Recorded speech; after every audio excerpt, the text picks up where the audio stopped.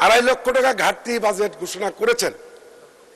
উনি এই টাকাটা ওনার যোগ্যতা দিয়ে উনি পূরণ করবেন, আপনারা দেখবেন। আলোচনায় অংশগ্রহণ করবেন নরসিংদী 3 আসন থেকে নির্বাচিত মাননীয় সদস্য মঞ্জুর এলাহি। বিসমিল্লাহির রহমানির রহিম। একটু শেষ হোক, আমি যেহেতু কল করছি উনি দাঁড়িয়েছেন, বসেন। মঞ্জুর এলাহি মাননীয় সদস্য, আপনার সময় 5 মিনিট। ধন্যবাদ আপনাকে। বিসমিল্লাহির রহমানির রহিম।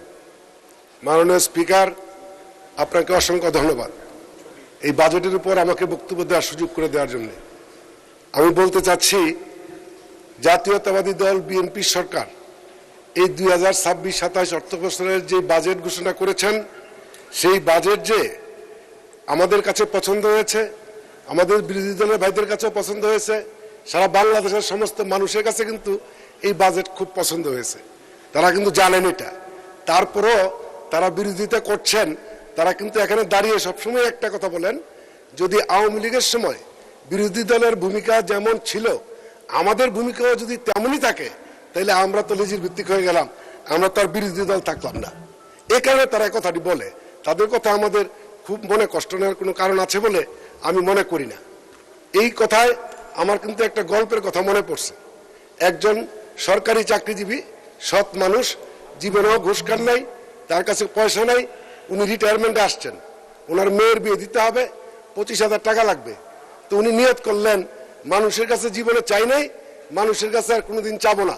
উনি আল্লাহর কাছে একটা চিঠি লিখলেন, হে খোদা, আমার মেয়ের বিয়ে ঠিক হয়েছে, আমার কাছে কোনো টাকা পয়সা নাই, আমাকে 25,000 টাকা দিবা। পোস্টমাস্টার এই চিঠি দেখে চিন্তা করলো, প্রতি আল্লাহ, তো চিঠি পাঠাবে কোথায়? চিন্তার মধ্যে পড়ে গেল। পোস্টমাস্টার সবাইকে ডেকে নিয়ে আসলো, চিঠিটা খুললো, খোলার পরে দেখে আল্লাহর কাছে 25,000 টাকা চেয়ে চিঠি পাঠিয়েছে। পোস্টমাস্টারের মায়া লাগলো, স্টাফদের সবাইকে ডেকে বলল, এই লোককে কিছু সহযোগিতা করা দরকার। 2,000-5,000 করে চাঁদা দিয়ে তারা 15,000 টাকা ম্যানেজ করে এই খামের ভিতরে ঢুকাইয়া ওই লোকের বাড়িতে পাঠিয়ে দিল। ওই লোক চিঠি পেয়ে খুব খুশি, 15,000 টাকা আল্লাহ পাঠিয়েছে, আল্লাহকে ধন্যবাদ দিতে হয়। হে খোদা, আমি তোমার কাছে কৃতজ্ঞ, শুনেছি তোমার কাছ থেকে কেউ খালি হাতে ফিরে না, আজকে আমিও খালি হাতে ফিরি নাই। তুমি আমাকে 25,000 টাকা দিয়েছিলে সত্য, বাটপার পোস্টমাস্টার 10,000 টাকা রেখে দিছে। এখানে আপনাদের বিরোধী দলের ভাইদের প্রতি উদ্দেশ্য করে বলতে চাই, আপনারা এরকম মনে করতে পারেন, কিন্তু আমাদের হেডমাস্টার, এই মুহূর্তে প্রধানমন্ত্রী, বাংলাদেশের কর্ণধার, উনি যে বাজেট দিয়েছেন, এই বাজেট কিন্তু এখানে আস্থা বিশ্বাসের অভাবের কিছু নাই। আজকে আমাদের সেই নেতা 2.5 লক্ষ টাকা ঘাটতি বাজেট ঘোষণা করেছেন। উনি এই টাকাটা ওনার যোগ্যতা দিয়ে উনি পূরণ করবেন, আপনারা দেখবেন।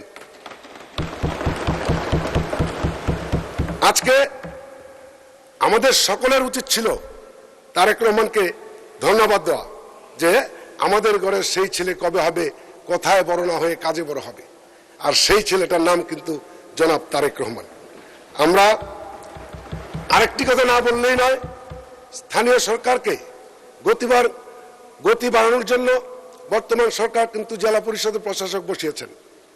কিন্তু দুঃখের বিষয়, এই বর্তমান জেলা প্রশাসকের 3 লক্ষ টাকা উনি নিজে কিন্তু অনুমোদন দেওয়ার ক্ষমতা রাখেন না।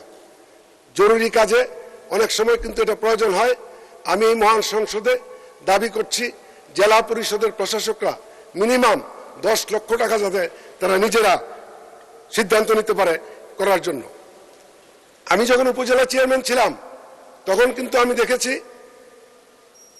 প্রাইমারি স্কুলের শিক্ষকদেরকে বদলি করা হতো উপজেলা শিক্ষা অফিসার, পরবর্তীতে এটা জেলা অফিসারের কাছে নিয়ে যাওয়া হলো, এখন মন্ত্রণালয়ে যেতে হয়। আমার প্রশ্ন, আমার বাড়ি নরসিংদী, 1.5 ঘন্টা লাগে ঢাকা আসতে মন্ত্রণালয়ে।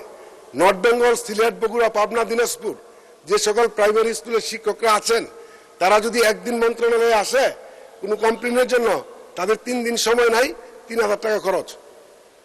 সে কারণে এই প্রাইমারি স্কুলের শিক্ষকদের বদলিটা আবার জেলা পর্যায়ে দিয়ে দেওয়া হোক, এটা আমার দাবি, আমার পক্ষ থেকে বলছি। নরসিংদী জেলা শিল্প সমৃদ্ধ জেলা, এখানে ডাইং প্রিন্টিং অনেক বেশি। তো ডাইং প্রিন্টিং করতে গেলে ওয়াটার ট্রিটমেন্ট প্ল্যান্ট কিন্তু খুব জরুরি প্রয়োজন। অনেক মিল মালিক আছেন যারা ওয়াটার ট্রিটমেন্ট প্ল্যান করার ক্ষমতা সক্ষমতা তাদের নাই। সে কারণে আমি সরকারের কাছে এই যে পরিবেশ ও বন মন্ত্রণালয়ের কাছে অনুরোধ করব, আপনারা যদি সরকারিভাবে একটা জায়গায় ইটিপি করে আমাদের কাছ থেকে গ্যাস বিদ্যুৎ বিলের মতো বিলটা নেন, এটা আমরা দিতে পারি। যদি এটা সম্ভব না হয় আমাকে 2 মিনিট সময় বাড়িয়ে দিলে আমি কৃতজ্ঞ থাকবো স্পিকার মহোদয়। 1 মিনিট বাড়ানো হলো, প্লিজ 1 মিনিট, ধন্যবাদ। যদি এটা সম্ভব না হয় তাহলে ওই মিল মালিকদেরকে ঋণ, সুদবিহীন ঋণ যদি আপনারা দেন 5 বছর মেয়াদে, তাহলে কিন্তু পরিবেশটা আরো সুন্দর সবাই রাখতে পারে। আজকে আমার নির্বাচনী এলাকা নরসিংদী 3 শিবপুর, এখানে সবজির জন্য বিখ্যাত। আমরা মনে করি ঢাকা শহরের মিনিমাম 50% সবজি আমাদের এই নরসিংদী শিবপুর থেকে আসে। এটা পচনশীল এই সবজি, সেখানে ওইখানে যদি একটা কোল্ড স্টোরেজ করা হয় তাহলে কিন্তু কৃষক তার ন্যায্য মূল্যটা পাবে বলে আমি বিশ্বাস করি। আমার লাস্ট কথাটা হচ্ছে, আমার নির্বাচনী এলাকা শিবপুর, এই শিবপুরের রাস্তাঘাট পাকা করার জন্য আমি কোনোদিন কোনো বরাদ্দ চাবো না, কারণ আমার নির্বাচনী এলাকায় 99% রাস্তা পাকা। দুঃখের বিষয় হচ্ছে গত 18 বছরের মধ্যে একটা রাস্তাও মেরামত করা হয় নাই। যদি স্থানীয় সরকার মন্ত্রী মহোদয় আমার এই সমস্ত রাস্তাগুলি পাকা মেরামত করে দেন তাইলে কিন্তু আমি আপনার প্রতি খুশি থাকব। ধন্যবাদ মাননীয়। অসংখ্য ধন্যবাদ।